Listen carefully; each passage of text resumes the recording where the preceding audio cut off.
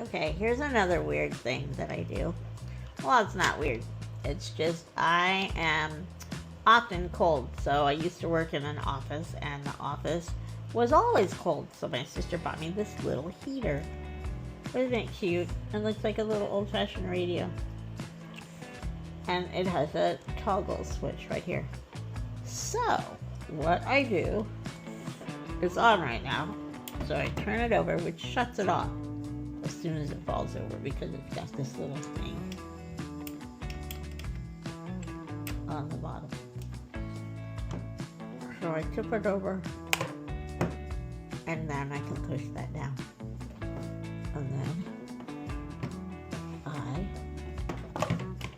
flip it back up. Isn't that cute? Okay.